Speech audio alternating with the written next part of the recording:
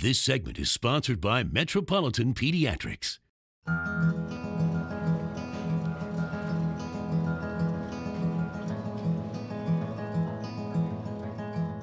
When it comes to vaccines, we know that there can be a lot of questions, concerns, and misunderstandings, and that's why I'm so happy to be in Gresham at Metro Pediatrics with Dr. Lori Anderson, who's going to clear up some of those questions that I know a lot of you parents must have.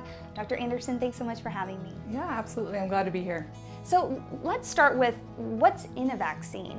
Yeah, and that's a common concern that families will have as you hear about all these chemicals and worrisome components within vaccines. And so essentially what we're doing with vaccines is we're introducing a little portion of a virus or bacteria that's known to cause serious illness into the body in a way that it can't cause illness. We present that to the body with the goal of the immune system coming in, seeing that as a foreign invader, fighting it off, and remembering it. So the goal of vaccines is to create lifelong protection against serious bacterial and viral illnesses. And I know that preservatives can be another concern. Preservatives are another component in some vaccines.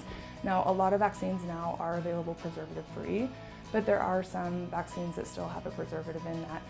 The reason it has to be in there is if vaccines are packaged in a multi-dose vial, meaning a larger amount of the vaccine that's drawn up multiple times for multiple vaccines, potentially a bacteria could get into the solution and cause an unwanted infection. Can you speak a little bit about the concern we often hear about autism and vaccines? The concern with vaccines and autism started from a scientific study that was published that linked potentially MMR to vaccines, but that study was found to be misinformation and false. There have been multiple very good, valid scientific studies since then that have shown no link between autism and vaccines. Unfortunately, we don't know exactly the cause for autism, but there's very, very clear scientific data that shows that it's not from vaccines.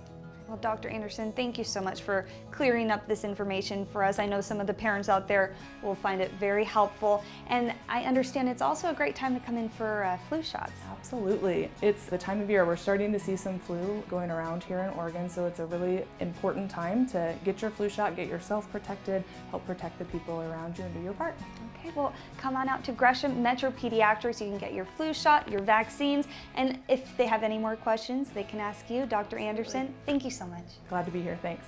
For more information on Metropolitan Pediatrics, visit them on the web at metropediatrics.com.